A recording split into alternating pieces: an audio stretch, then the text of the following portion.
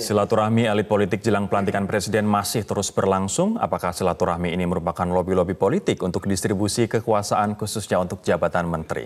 Dan untuk membahasnya telah hadir bersama saya Sekjen Partai Nasdem Joni G. Plate. Bang Joni, selamat malam. Selamat malam, Rory. Bang Joni, ini mungkin sudah kita bahas, tapi saya ingin ada penegasan. Jadi Presiden Jokowi telah bertemu dengan mantan Presiden SBY, telah bertemu dengan Prabowo Subianto.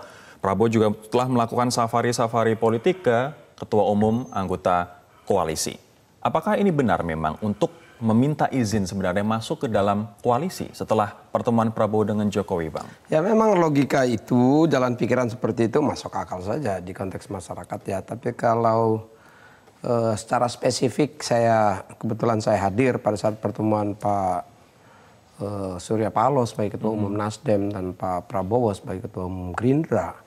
Yang dibicarakan itu di atas kepentingan pragmatis seperti kekuasaan pemerintahan ya. Apa itu? Yang dibicarakan di situ adalah hal yang terkait dengan kehidupan bernegara. Oke. Mulai dari yang pertama bagaimana posisi partai politik di hadapan masyarakatnya. Ya, bagaimana masyarakat melihat partai politik, reputasi partai politik yang kita sepakati, kita sama-sama ketahui itu tidak tinggi di masyarakat. Sambil diketahui dalam sistem kita, partai politik ini adalah tempat disemainya politisi yang akan mengambil kebijakan publik. Oke. Itu yang pertama. Yang kedua, berbicara terkait dengan tantangan kekinian Indonesia, khususnya ya yang berhubungan dengan radikalisme dan terorisme. Saya nanti akan ke radikalisme dan terorisme, tapi saya ingin meminta penegasan terlebih dahulu. Artinya sesuai dengan kesepakatan, selain Gerindra, misalnya, nanti yang masuk siapa lagi? Demokrat dan PAN sudah pasti. Ini yang mau saya sampaikan, Rory. Pembicaraan terkait dengan koalisi kabinet itu tidak dibicarakan. Yang dibicarakan terkait dengan koalisi non kabinet yang sifatnya lebih urus kebangsaan kita. Sedangkan yang terkait dengan kabinet itu sama-sama sepakati, itu domain presiden.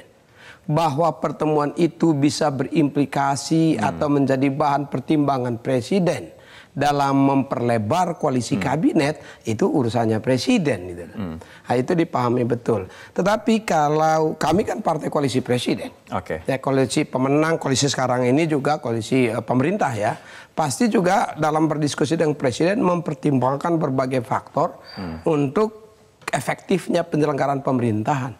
Saya nanti akan bertanya, Bang, setelah jeda. Ketika banyak kemudian pihak-pihak yang dulunya beroposisi kemudian ditarik ke dalam koalisi, adakah tujuan besar di dalamnya? Adakah suatu kepercayaan, suatu faham, atau suatu pihak yang sengaja dikucilkan? Nanti saya akan bahas sesaat lagi. Tetaplah bersama kami.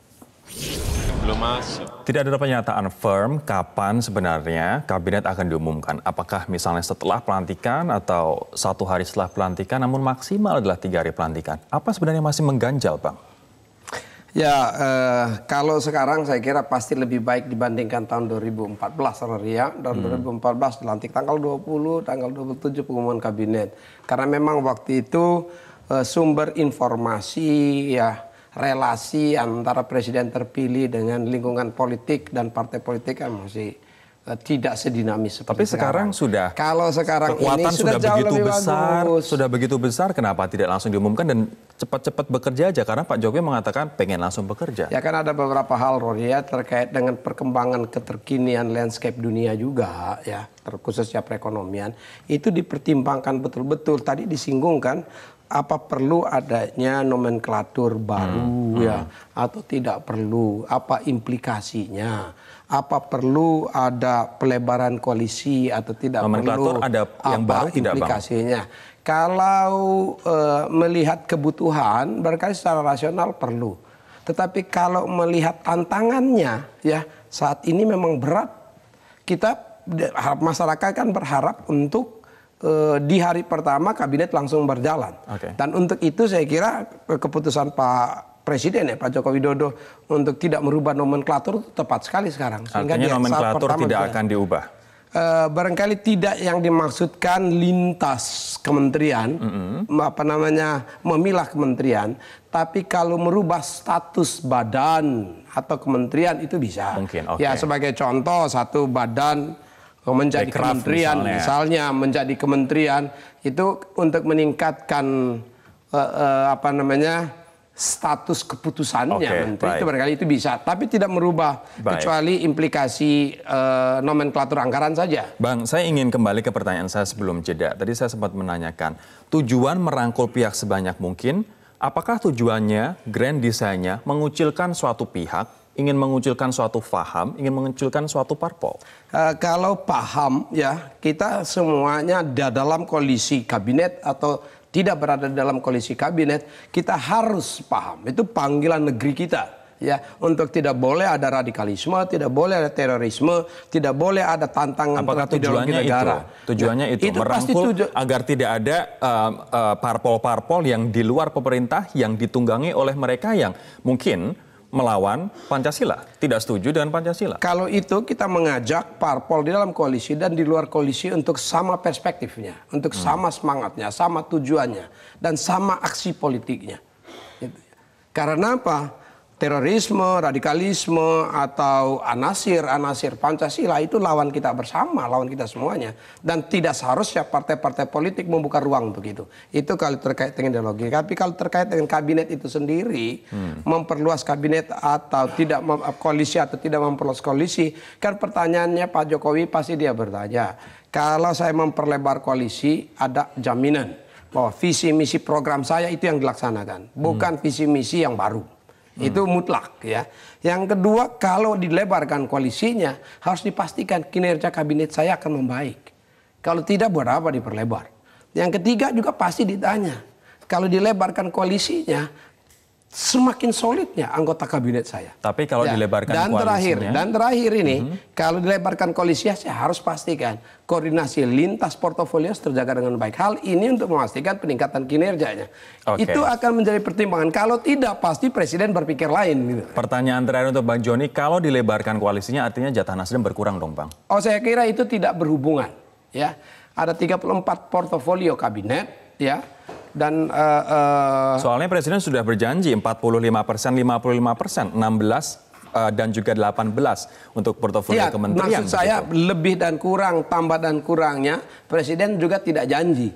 Partai A dapat berapa, partai B dapat berapa, kan tidak dijanji. Yang dijanji komposisi profesional partai politik dan komposisi profesional dari non partai politik. Tapi di luar dari jumlah ya, yang presiden atau Pak Jokowi akan pertimbangkan adalah apa? Kompetensinya, integritasnya, dan kapasitas dari calon menteri. Itu yang paling utama. Bahwa dia menjadi representasi dari partai politik, itu soal yang kedua. Tapi untuk kepentingan partai politik di luar kabinet, tentu itu menjadi pertimbangan penting. Artinya dilantik hari Minggu, bisa saja nanti kabinet dilantik paling cepat Selasa. Kalau realistisnya kita, kalau ditanya pada saya realistisnya, barangkali Pak Jokowi kan sudah sampaikan juga, ya kita ambillah hari Selasa, barangkali hari Minggu pelantikan presiden, hari Selasa pengumuman kabinetnya, sehari kemudian misalnya bisa saja pelantikan anggota kabinetnya. Itu juga cepat. Baik, ya, kita menunggunya sudah lama sekali ya. Sekarang tidak perlu terlalu lama lagi. Kita tunggu, tapi semoga tidak ada ganjalan atau intrik yang serius. Kenapa kemudian pengumuman kabinet menjadi begitu lama? Terima kasih. Pak Jokowi sangat berpengalaman untuk itu. Terima kasih, Bang John. Memainkan situasi politik untuk menjadi tontonan menarik bagi masyarakat. Terima kasih Bang Joni, Sekjen Partai Nasdem atas waktunya di Prime Time News. Silaturahmi elit politik jelang pelantikan presiden masih terus berlangsung. Apakah silaturahmi ini merupakan lobi-lobi politik untuk distribusi kekuasaan khususnya untuk jabatan menteri?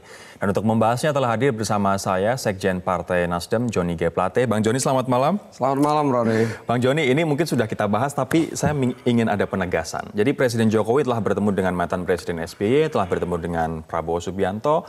Prabowo juga telah melakukan safari-safari politik ke ketua umum anggota koalisi. Apakah ini benar memang untuk meminta izin sebenarnya masuk ke dalam koalisi setelah pertemuan Prabowo dengan Jokowi, Bang? Ya memang logika itu, jalan pikiran seperti itu masuk akal saja di konteks masyarakat ya. Tapi kalau secara spesifik kebetulan saya hadir pada saat pertemuan Pak Surya Paloh sebagai ketua umum Nasdem dan Pak Prabowo sebagai ketua umum Gerindra. Yang dibicarakan itu di atas kepentingan pragmatis seperti kekuasaan pemerintahan ya. Apa itu? Yang dibicarakan di situ adalah hal yang terkait dengan kehidupan bernegara. Oke. Mulai dari yang pertama bagaimana posisi partai politik di hadapan masyarakatnya. Ya, bagaimana masyarakat